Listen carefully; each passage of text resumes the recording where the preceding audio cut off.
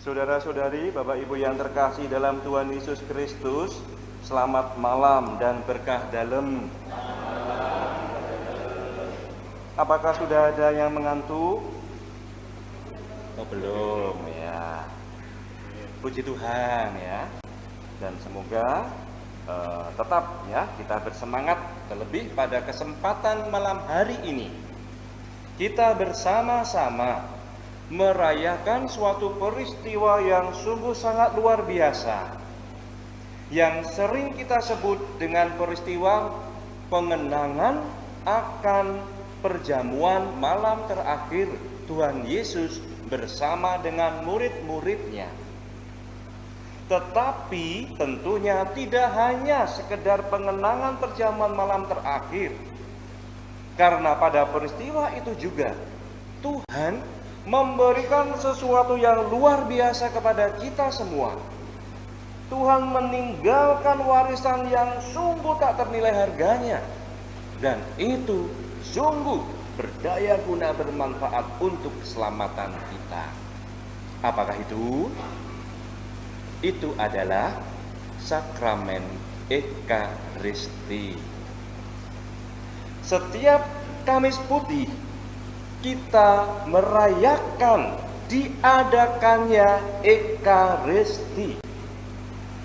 Di saat Tuhan Yesus mengadakan perjamuan malam terakhir, dengan jelas disampaikan, dikatakan seperti yang ditulis di dalam surat Santo Paulus yang tadi kita dengarkan.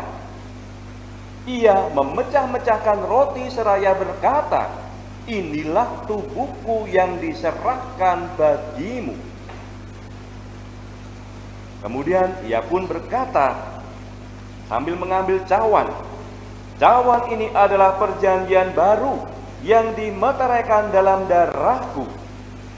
Setiap kali kamu meminumnya, perbuatlah ini untuk mengenangkan aku."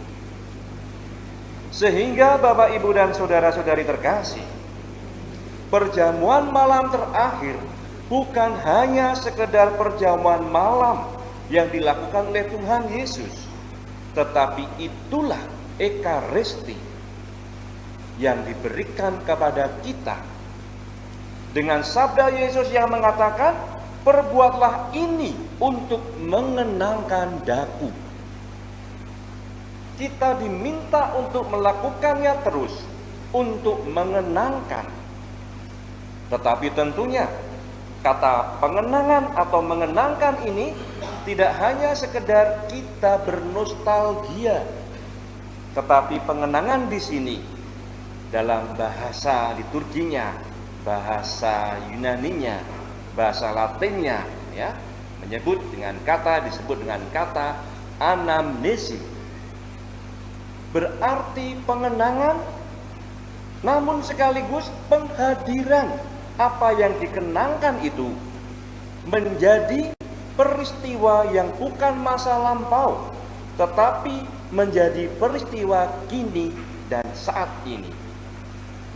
Itulah yang dimaksud Tuhan Yesus dengan kata mengenangkan daku. Dalam bahasa kita, maka perlu untuk ditambahkan dengan mengenangkan sekaligus menghadirkan kembali. Ya, dalam bahasa liturgi tadi ya, dalam bahasa Yunani tadi, bahasa Latin tadi dengan kata anamnesi. Memorial, pengenangan, sekaligus punya makna penghadiran kembali. Dan penghadiran kembali itu bukan hanya menghadirkan Yesus secara pribadi dirinya, tetapi sekaligus juga menghadirkan kembali karya penebusannya. Dan itu terjadi di setiap kita merayakan Ekaristi. Dengan begitu, gereja sangat meyakini, karena ini peristiwa penghadiran kembali dalam waktu sekarang ini, bukan peristiwa lampau. Walaupun itu juga terjadi pada peristiwa lampau, tetapi dalam konteks Ekaristi, yang lampau itu menjadi hadir kembali, mempunyai sifat kekinian saat ini. Dan Tuhan Yesus sendiri yang melakukannya. Sehingga para pelayan Ekaristi yang notabene ya dengan diadakannya Ekaristi, maka Tuhan pun secara langsung mengadakan para pelayan Ekaristi yang tidak lain adalah Tuhan memberikan pada gereja sakramen imamat. Begitu sakramen Ekaristi diadakan, maka Tuhan pun mengadakan kuasa bagi para pelayan yang menjalankan Ekaristi itu, yang kita kenal dengan sakramen imamat. Sehingga Kamis Putih menjadi hari diadakannya sakramen Ekaristi dan sakramen imamat. Maka dalam gereja, tradisi yang berjalan sekian lama dan dijalankan terus sampai saat ini, menjelang hari Kamis Putih, para imam dalam kesatuannya dengan uskupnya memperbarui janji imamatnya. Seperti sore kemarin, para romo satu Keuskupan Agung Semarang ya, di hadapan Bapak Uskup, baik lewat secara langsung tatap muka maupun secara online, ya, kami semua memperbarui janji imamat. Untuk apa? Untuk tetap bisa menjalankan tugas yang diberikan Tuhan Yesus, agar Dia sungguh hadir di dalam setiap perayaan Ekaristi. Sehingga dengan demikian Bapak, Ibu, dan Saudara terkasih, Ekaristi yang adalah Tuhan yang sendiri mengadakannya melalui para imamnya. Sehingga kita sering juga mendengar istilah imam di dalam menjalankan pelayanan Ekaristi, ia melaksanakannya in persona Christi. Ia menjalankannya di dalam Tuhan Yesus. Pernyataan ini tidak lain mengungkapkan iman bahwa Ekaristi bukan imam itu sendiri yang mengadakan, bahkan bukan gereja yang melakukan, tetapi Yesus Kristus sendiri yang melakukan setiap perayaan Ekaristi yang dirayakan.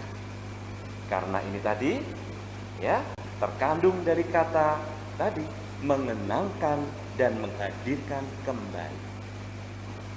Dengan begitu Bapak, Ibu, dan Saudara-saudara kasih, setiap kita berkesempatan merayakan Ekaristi, kita sungguh bersama-sama dengan Tuhan Yesus, baik di dalam diri imam yang melayaninya maupun di dalam roti dan anggur yang kita terima, yang telah menjadi tubuh dan darahnya. Sehingga kita sungguh-sungguh menerima Tuhan Yesus, tidak hanya sekedar sebagai simbolik, tidak hanya sekedar sebagai pralambang dengan kita menerima roti, tetapi roti dan anggur itu adalah Tuhan Yesus Kristus. Sehingga menjadi kurang tepat ya kalau ada orang mengatakan roti dan anggur itu adalah lambang, roti dan anggur itu adalah simbol Tuhan Yesus. Saya mengatakan kurang tepat, karena roti dan anggur itu bukan sekedar lambang atau simbol. Begitu imam dengan daya Roh Kudus yang diberikan kepadanya telah mengubah hakikat roti dan anggur itu menjadi tubuh dan darah Kristus, walaupun ya secara material dia masih berupa roti dan anggur, tetapi secara hakikat dia telah menjadi tubuh dan darah Kristus. Sehingga Ungkapan atau bahasa yang boleh dikatakan lebih tepat adalah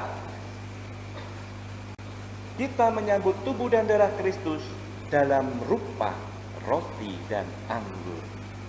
Bukan kita menyambut tubuh dan darah Kristus yang dilambangkan, yang disimbolkan dengan roti dan anggur. Bukan.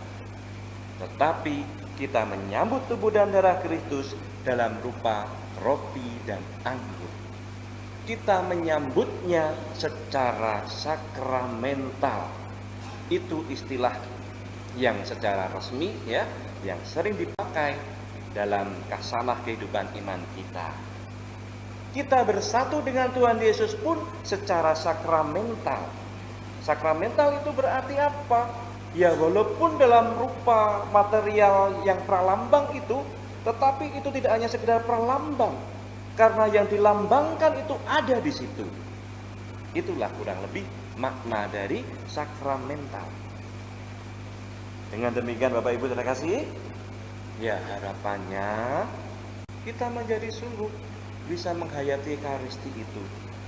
Dan kita sungguh bersuka cita di saat kita merayakan Ekaristi. Bahkan selalu muncul kerinduan dalam kita berekaristi. Soalnya apa? Soalnya aku ketemu tenan roh Gusti Yesus. Aku bersatu betul dengan Dia. Walaupun secara manusiawi ragawi kita mungkin tidak mengalaminya, tetapi ingatlah akan jiwa kita. Jiwa kita yang betul-betul merasakan dan mengalami betapa luar biasanya, betapa menghidupkannya Ekaristi yang setiap saat aku terima. Maka tidak heran kita sering mendengar kata Ekaristi adalah santapan jiwa. Nah ini ya.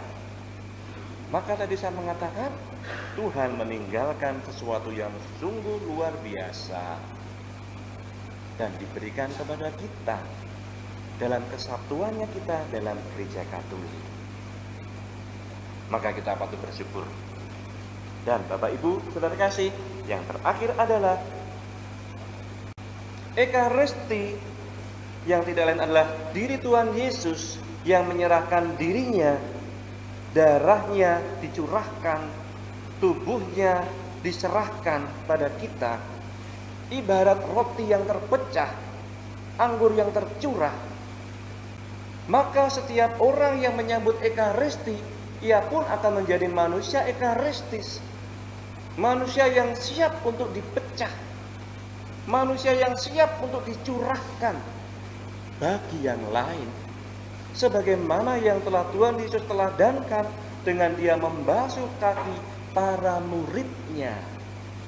Maka bagi kita semua yang setiap saat menyambut Ekaristi, sudah semestinya sepantasnya kita pun seperti Tuhan Yesus, siap diri kita dipecah, siap diri kita dicurahkan untuk yang lain, untuk sesama kita, dengan semangat kasih yang diwujudkan dengan pelayanan kepada satu dengan yang lain, yang telah Tuhan Yesus teladankan dengan pembasuhan kaki para rasul.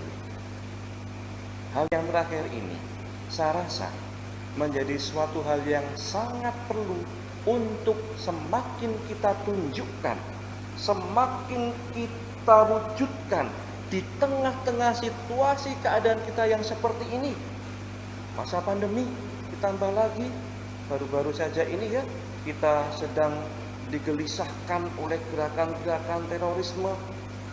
Di saat ada gerakan-gerakan yang hanya mementingkan diri sendiri, di saat ada gerakan-gerakan yang tidak menghidupi tetapi mematikan, disinilah murid-murid Kristus harus menunjukkan sesuatu yang berbeda. Di mana ada kebencian, di situ ada kasih. Di mana ada perselisihan, di situ dihadirkan perdamaian. Dan siapa itu yang menghadirkan? Kita semua sebagai manusia ekaristis yang selalu siap sedia untuk menghadirkan segala sesuatu yang memberikan daya kehidupan bagi sesama. Inilah yang kita timba bersama pada kesempatan perayaan Kamis Putih malam hari ini. Dan semoga kita semua dan seluruh murid-murid Kristus dimanapun berada sungguh-sungguh ya mampu menghadirkan Tuhan Yesus Kristus yang rela dan bersedia untuk memberikan dirinya bagi kehidupan, bagi keselamatan siapapun juga, seluruh umat manusia, sesama kita semua. Kemuliaan pada Bapa dan Putra dan Roh Kudus,